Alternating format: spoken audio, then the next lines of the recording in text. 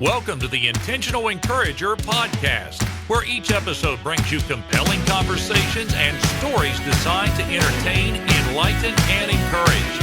And now here's your host, Brian Sexton.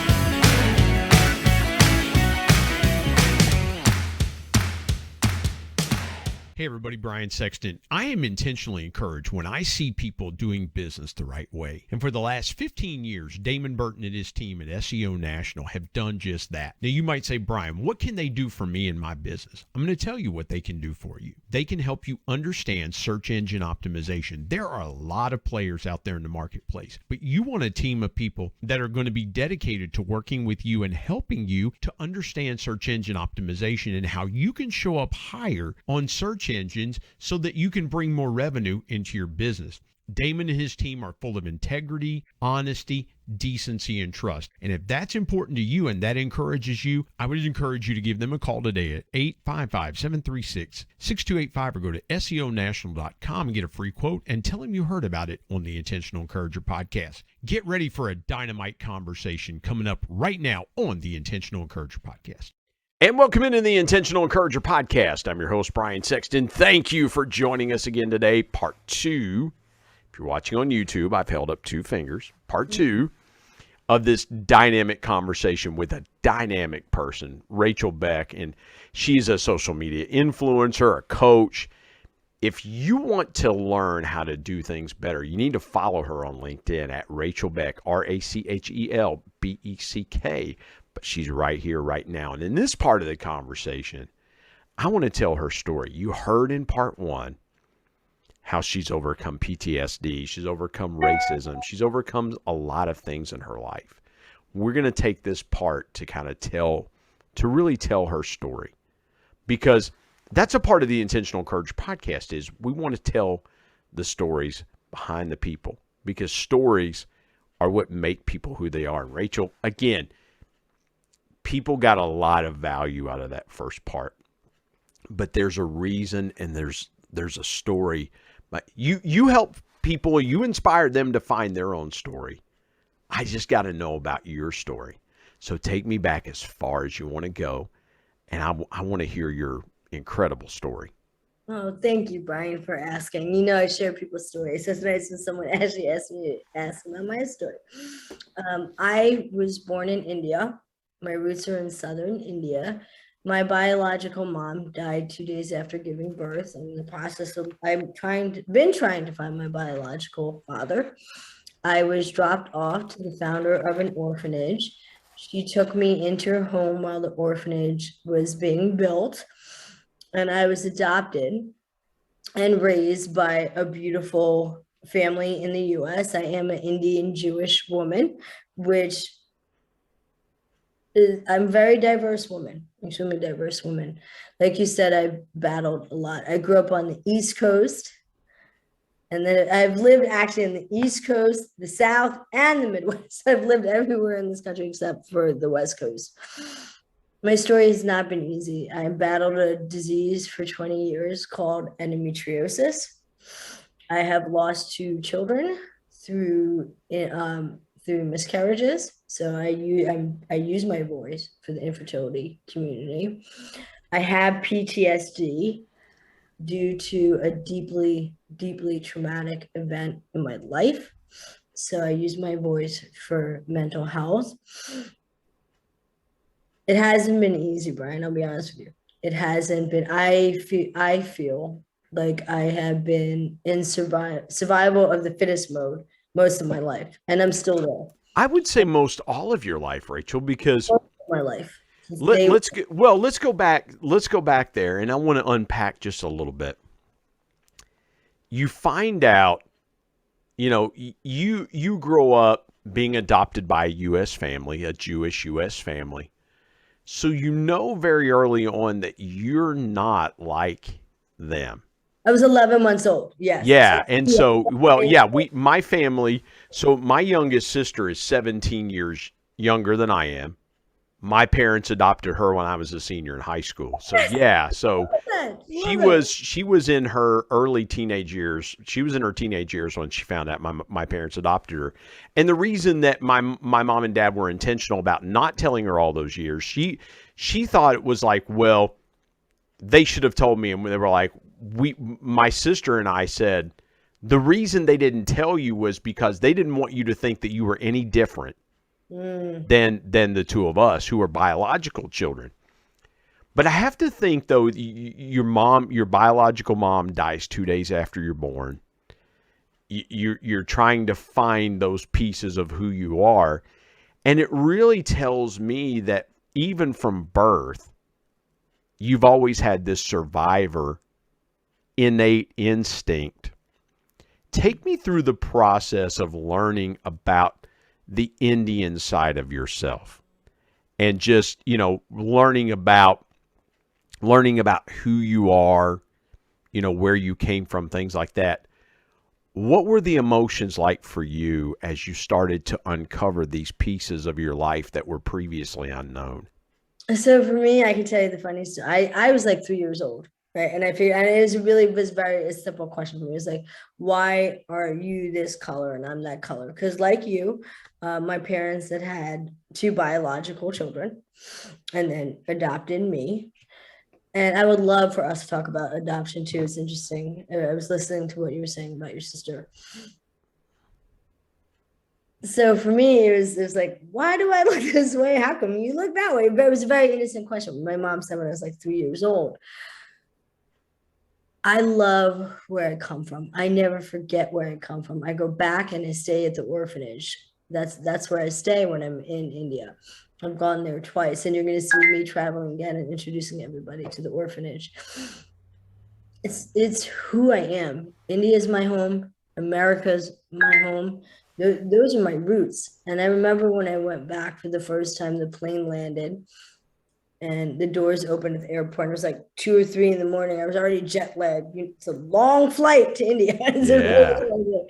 And started crying because I was home. It was my ancestral home. So when you get there for the first time, I'm very curious about that. You get there for the first time. When do the pieces start to come together as far as you learning about your mom and what she went through giving birth? Because I would have to think it's like, oh yes, and I don't know what adoption records were like. If they were able to show you the records and things like that. If you were able to find out your Indian, if your mom was able to give you an Indian first name and things like that, what did you find out about your birth parents that either confirmed something that a part of you that is, here's where I'm going with this, okay? And forgive me for kind of stopping and trying and clarifying. We all have parts of us that are like our parents. There are things that there are times that I say things and do things that are like my dad. I say things and do things that are like my mom. Were you able to put those pieces together and go, aha, that characteristic might have come from my birth mother, or aha, that characteristic that's always been innate inside of me, I always wondered where it came from, that could have come from my birth father. Did you kind of find out more of who you were from taking those trips to India? So these are really good questions, Brian. Very good questions. I received adoption books when I turned 16. It was every interaction that went back and forth. It was gifts given to me by my parents. And we have to remember, this is the 70s, right? Everything was done through telegram, obviously no email. They kept everything. When I turned 16, they gave me the paperwork. All that I had in the paperwork was my story. I don't know my mother's name. I do know my biological father's name. My Indian name is V. Lakshmi. That's the only thing I have from my biological parents besides the genetics and the DNA. See, there is no way you're a 70s baby, because I've got a little gray in my hair and I look like a 70s baby, but there's no way that you look like a 70s baby. I'm approaching getting closer to 50. I am too. I'll be 50 in August. But again, you look so much better than I do. So, I mean, that's why I'm saying. I'm over, I'm approaching 50 and very close to yours. And I love being in my 40s. I absolutely love it. I've loved being in my 40s. I have to be there on the ground to do research. I only have the first name of my biological father. I unlock pieces more of my story when I'm physically there. I don't know anything of my story, Brian. I try very hard. I've done the DNA research. When I found out, yes, you are 100% from Southern India. I don't have anything else in my blood that refutes that.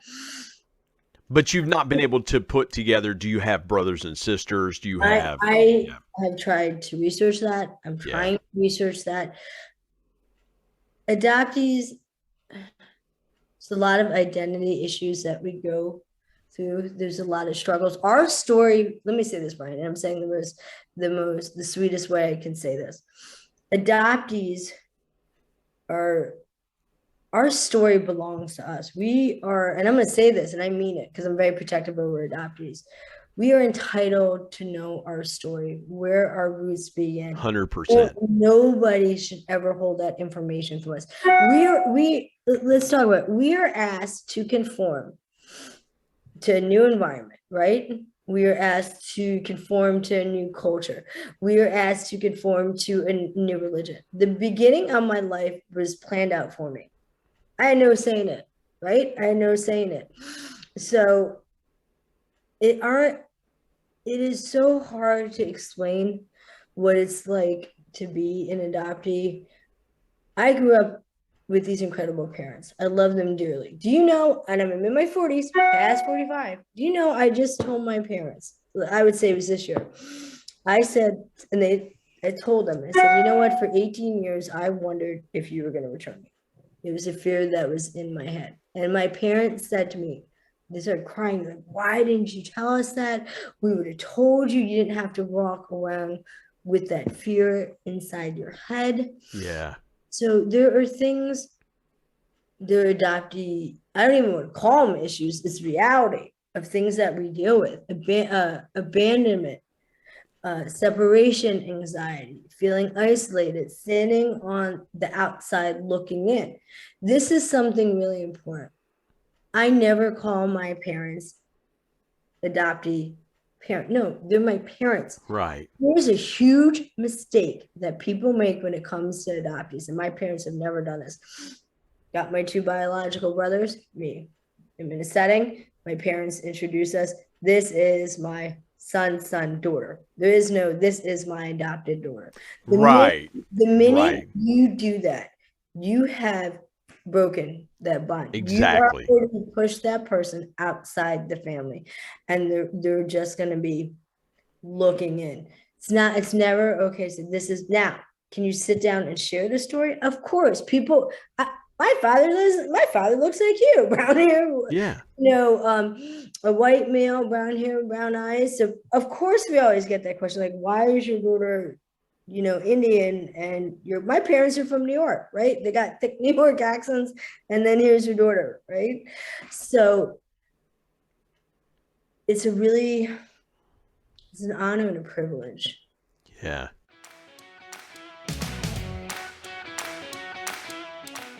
Hey everybody, Brian Sexton. Prices are going up by the day. We've got to find ways to increase our household revenue. Now, a couple ways you could do that is, one, you could go and ask your boss for a raise. But if that doesn't work, I've got another way for you. It's my friend Joe Hart's program called Products for Profit. Joe's been a guest here on the Intentional Encourager podcast and told his story about how learning retail arbitrage changed his life, and he's been helping thousands of people change theirs. Now, retail arbitrage is simply this. It's taking a product and buying it and then reselling it online for a higher price, and you keep the profits. And guess what? Amazon and Walmart use third-party resellers every day to fulfill their customer orders. I want you to go to productsforprofit.com or productsforprofit.carrd.co. Get connected to Joe's team. Tell him you heard about it on the Intentional Encourager podcast and start making money today with Products for Profit. And now let's get back to more great conversation on the Intentional Encourager podcast.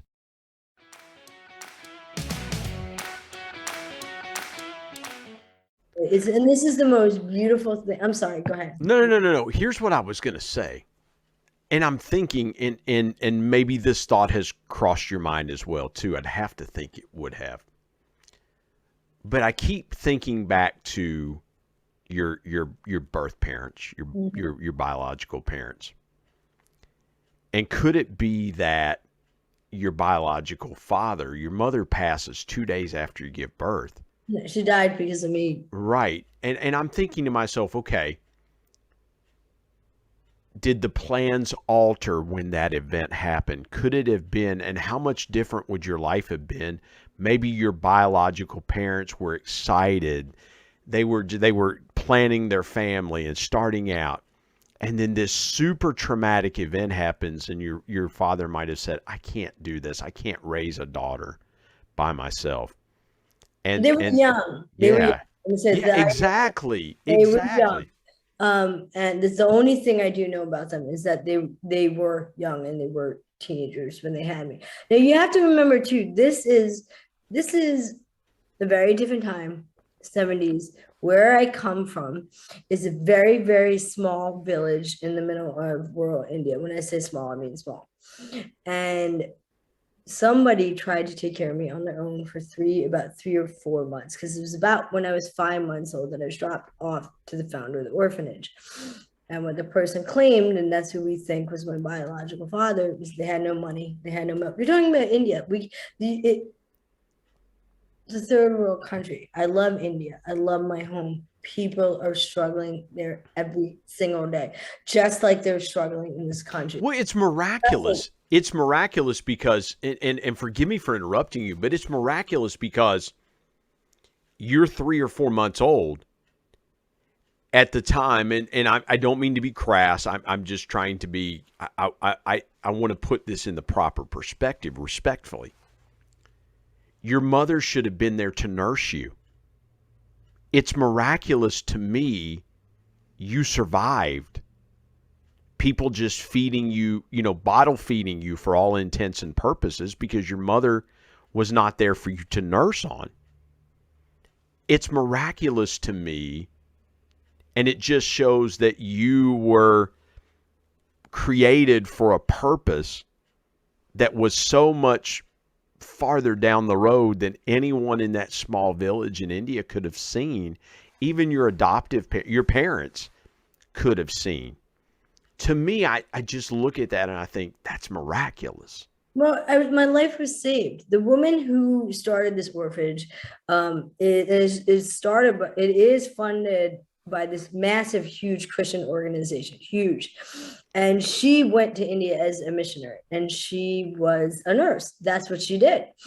And so this person took me to her. I was malnourished. I was borderline comatose. That's how severely sick I was at 5 months. I was literally going to die. Okay, Brian, that's what was going to happen. So this woman who took me in, who was on a mission, who was a nurse at one of the biggest hospitals in India, she saved my life. Listen, I have 5 parents. Okay, 5. I've got the 2 biological, the foster mom, and then my parents now. So these are people who made a choice when it comes to my life. Why do I say that? There was a choice when I was dropped off at the foster mom, whether or not she was going to take me. There was a choice whether or not I was going to be adopted. These are choices that people made. And every day, Brian, I'll share this with you. I hate my birthday. I'll tell you why. Most people love their birthday. I don't. For me, it is the week when I know my biological mom died. That is something I carry with me every single day. I can't begin to explain to people what it is like to know that your birth caused my biological mother's death. I carry that every single day. Mm-hmm. And so I have these 5 parents, and I will not waste my life. I've had 3 near-death experiences, and someone was studying me for a paper. Actually, it was part of her paper when she was getting her master's. I'm not going to waste my life. I don't forget where I come from. Everything that I'm doing right now is because I have a specific goal in my head that I am trying to reach. And until I reach that goal, I'm not going to stop. It is in my head. It's in my heart. I know what I want to do. Until I reach that, I'm just not going to stop. Well, you define, Rachel, you forgive me for jumping in there. You define the difference for me, and I've had this conversation with people before. You've just eloquently described the vast difference between passion and purpose. Because when I hear what you just said and I see the conviction, it's one thing to hear the words. It's another thing to see the conviction. That tells me that purpose drives everything that you do in life. Oh, it's a combo. I'll be honest with you, Brian. It's a combination because I'm deeply passionate about stuff, and I have more purposes than people will ever know in this world that I'm working on. So yeah, I combine them both. I'll be, I can't do one without the other. Does that make sense? I know why. Perfect sense. I know why I get up every day. I know why. I know, we always talk about like the why. Where's your why? Why you're doing everything that you're doing. I know my reason why I get up every day, and it has to do with where I come from. You get up every day and you ask yourself, might be how you and I function. I don't know how many people in your audience function this way. What can you and I do to take this world forward? What can we do to make this world a better place? We know the world it's not doing good. We know what we've seen this year. We know what we see every day. So you and I consciously make a choice when we get up and go, all right, what can we do now to make it better? If all of us, imagine every single one of us got up every day and asked ourselves that question. Just said, laid in bed or having their cup of joe, having a cup of coffee and went, well, today I can make this world a little bit better.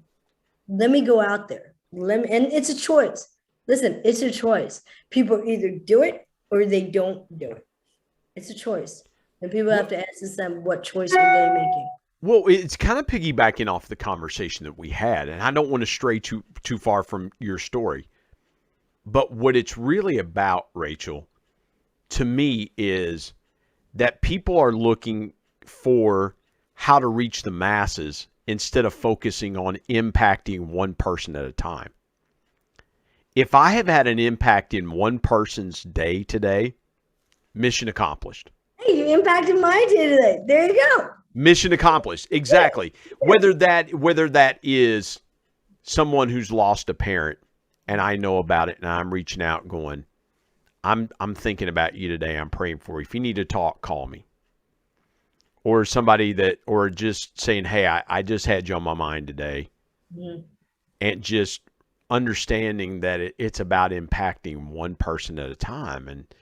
And obviously, and I can understand, you're talking about the week of your birthday is always so hard because there's a part of you that feels that guilt. But I would have to think that if your biological mom were alive, she would probably look at you and go, but my daughter has made such an impact on other people that it's so difficult though.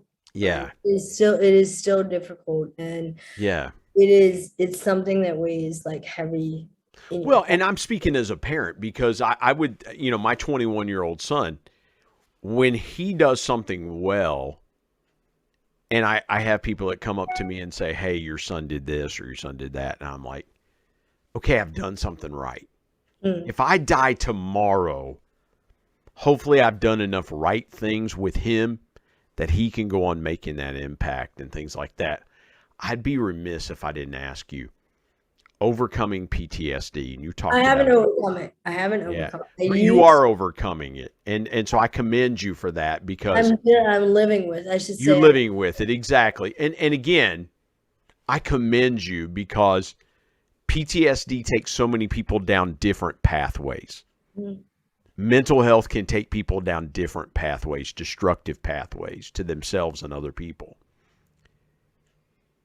When you think about the moment that you had that experience, what's a lesson that you have taken from it that has helped you to be able to help other people through a similar circumstance? I can answer this perfectly. You were just discussing when people have a platform and what are they doing with it, right?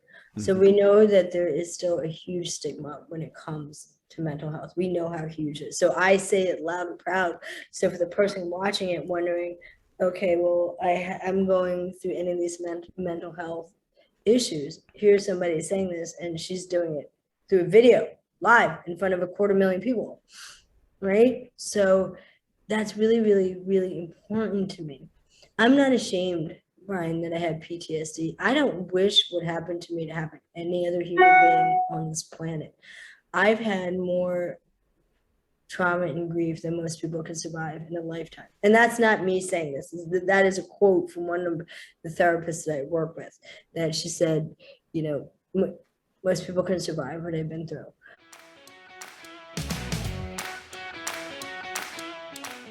Hey everybody, Brian Sexton. You know, dreams are powerful pieces of intentional encouragement. We all have them. If you're a business owner, you've probably always dreamed of taking your sales to levels you've never seen before. I've got a guy that can help you with that. His name is Brad Norwood. My good buddy Brad has been on the Intentional Encourager podcast as a guest before, and he is a dream specialist. His company, Dream It Pro, offers incentive packages to travel to places such as the Masters, Kentucky Derby, the Super Bowl, even exotic places that you've always wanted to take your team, but you just didn't know how to do it. Brad's your guy. And oh, by the way, Brad's a certified bucket list coach, so he can help your team members achieve their personal dreams as well. I want you to go to www.dreamitpro.com and find out more, or call him directly at 479-466-6907. And by the way, tell him you heard it on the Intentional Encourager podcast. Let's get back to more great conversation here on the Intentional Encourager podcast.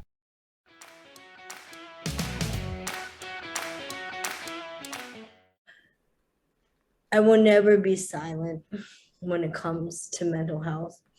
I am so passionate about it, Brian. I am so deeply passionate about it. It's important. Like you said, people have a platform. What are they using it for? Well, what are you using it for? I'm using it to say, you know what? It's okay not to be okay. It's okay to have a bad day.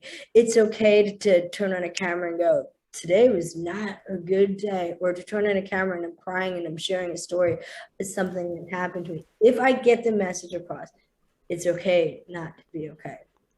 If I could step you back to that moment, and you got the ability to walk now, right now, 2022 Rachel Beck, you had the ability to go back in time and be able to sit down with yourself, maybe the day after it happened or a couple days after the event happened.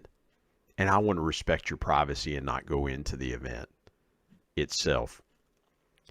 But if you could step back in time and have that interaction with yourself, what piece of advice do you think you would share with that Rachel from this Rachel of 2022? That is a phenomenal question, Brian. That's a really good question. Don't put your future in somebody else's hands. It's my honest answer. I learned very hard, very, very fast through experiences I've had.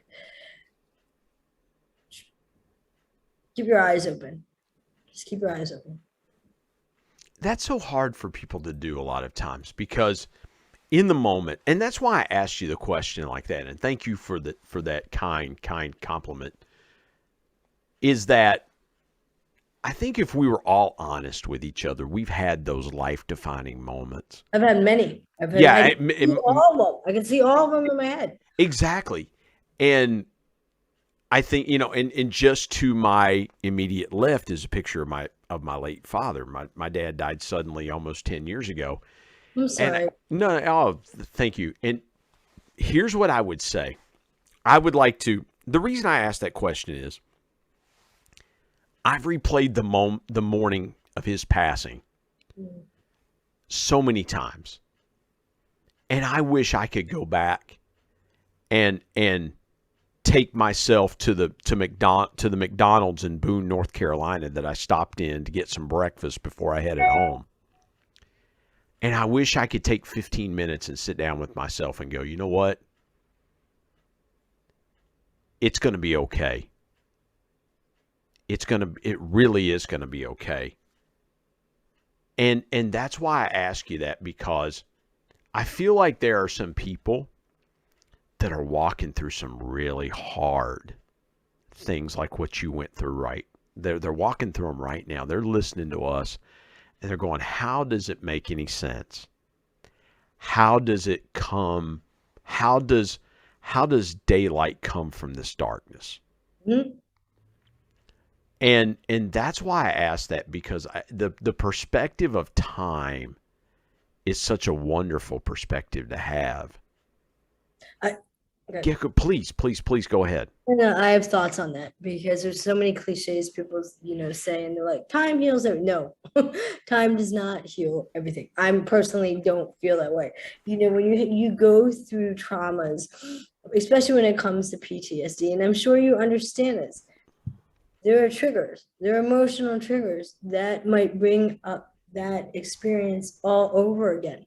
So it's not like, no, time doesn't heal everything. I could see, they're called episodic memories, right? When you've had something that was so deep and you have this memory that's attached to it, right? Like the night I miscarried, that was in 2006. I can see everything that happened that day to detail. Ask me what I ate for breakfast a week ago, but it's an episode. It is the pain associated with it. Same with the second miscarriage. It was the pain associated with it. I know exactly what I was doing that day. I don't believe time heals everything. I believe there are things that you go through that are unimaginable. There are things that you go through that shake you to your core. I'm at a point in my life that there's nothing that anybody can do to me that I haven't been through. I'll be honest. I love that. That is so powerful. I have 2 rapes by complete strangers, was rescued and saved. There's not, Brian, it's amazing. Like, things, I've been through so much and have fallen down so many times. There's nothing, like, people are like, why are you such a laid back? Listen, we all doing the best we can every day. We're doing the best we can every Well, here's what I love what you just said. Forgive me for jumping in there, but you have just beautifully just taken us there. Is that the days that things happen to us, those life-defining moments, you just said, I know what I had for breakfast.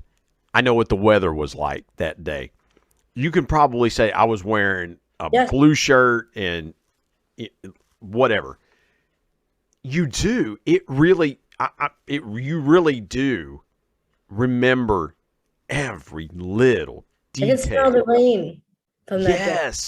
Yes. I remember about your sandwich. I mean, when you were going out and you pulled over to have a breakfast sandwich, when you were talking about your father. Yeah, I was in room 103 at the Comfort Inn and Suites in Boone, North Carolina. Like, just those little details of that day. I'm sure you can smell the meal you have. I think it was like a bacon, egg, and cheese biscuit or something like that. Associate it. Yeah. Right? Associate, and that's what they call it. We learn in psychology called episodic memory, because something happened that is just, it's not, time doesn't heal everything. I have learned, Brian, I thought my life was going to be such a certain way. I had it planned out. I was like, this is the way it's going to be. And then my life happened and nothing turned out the way it was supposed to be. And now what do? I embrace all of it. I go with the flow. I'm like, whatever comes my way, I'm like, I've survived more that people have no idea about. They have no clue. Yeah. And you're using that to help other people. And that's the beautiful part of it, Rachel, is I believe God takes us through things in life so that we can learn lessons to help other people. It's, because what you've gone through, someone that's had a miscarriage for the first time in their life, you know exactly how to help them. Someone a lady that's gone through rape, you understand how to help her because It you've been wasn't there. rape. I had two attempted rapes. in the Attempted rapes. Forgive me. Forgive No, me. no, I want to honor that. But again, you understand the fear behind it a lot of times. Absolutely. I can share Yeah. one of the stories with you. It's absolute fear. Yeah, but I don't know that like you do. I can't help someone in that circumstance. What I could say is I can pray for you, but you probably you likely know you're probably, you know, and I'm just paraphrasing. I want to be very respectful. You're probably going through this. I went through the same thing. You might be experiencing that. Here's what happened to me. You've learned those lessons, but you're trying to help other people through them instead of clutching them like pearls close to your chest and going, I'm never going to share that. It's just too intimate and too personal. And I believe God takes us through things for us to help other people. I want to ask you this in the few minutes that we have left. What's the biggest piece of intentional encouragement that you have either learned on your own, gotten, but it keeps you encouraged that you would share with other people in the last few minutes of our conversation? Our dreams belong to us. And it's really, here's a couple of my pet peeves. Brian, you ready? Fire away, Rachel. Fire away. This is going to turn into encouragement. Exactly what you were saying. Our dreams belong to us. Don't be a bubble popper. Okay, that's pet peeve. If you and I sit down and I say to you, Brian, this is what I'm dreaming about. This is what I want to do. Don't be that naysayer. Let people have their dreams. Encourage them. It doesn't matter. Their dreams belong to us. And that is a mistake people make. Get out there. Encourage them. Help them. You know, I'll have a friend say, hey, I'm trying to do this. And I go, boom, meet this person. They're going to help you with your dreams. Be that person. Don't pop somebody's dream. Okay? It's theirs. It's safe. My dreams are in my heart, and they're deeply private to me, and they are it's why I get up every day. Okay, I'm going to say that. So encourage people. Don't sit there and say, oh my God, your dream's never going to come true, or this is never going to happen. No, don't even plant that seed of negativity in their head, because they're already giving it 150% to make their dream come true. That's the first thing. Your kind word, your encouraging word could literally make or break a human being. You have no clue. And I can say this from the truth because I know what I'm saying this from experience. You can make the difference in someone else's life. One kind word, one kind action, one smile. It can make a huge, one kind gesture. One kind gesture. You know, I personally, I don't know about you, Brian, I remember the kind people in the world. I tend to forget the other people. I mean, I'm like, wow, this person is extremely kind. That person is now implanted in my head because of who they are, how they're treating you, and I were talking about respect. What a polite, respectful human being they are. Those people stand out. Those people truly stand out. So get out there. Do something encouraging. Help somebody. Some people right now are standing on the edge, and they need us. And it is our responsibility as human beings to pull them back and to hold on to them and say, you know what? We're here for you. And this is why I take my social media, being an influencer, responsibility very seriously. Wow, that is so good.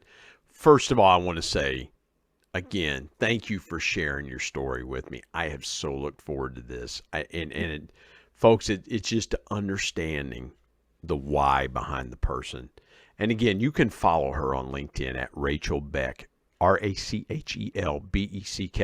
Rachel, from the bottom of my heart, I am indebted to you for this time, for the first part of our conversation that we had, and this second part. And folks, I hope you have gotten powerful intentional encouragement. Rachel, thank you so much for joining me on the Intentional Encourager podcast.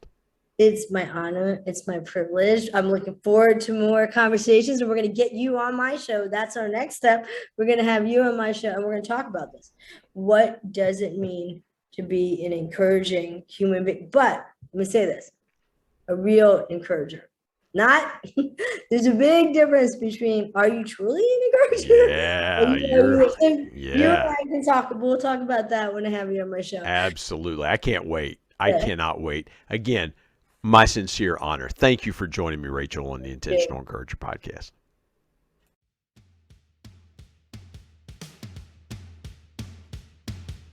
My thanks as always to producer Bryce Sexton and technical advisor Matt Means. And of course, the ultimate thanks goes to the Lord Jesus Christ, who provides intentional encouragement every day through his word. If you're not subscribed to the Intentional Encourager podcast, hit the subscribe button wherever you get podcasts so you don't miss an exciting episode where you can get encouraged and stay encouraged. And remember, anyone, anywhere, at any time, any place can be an intentional encourager.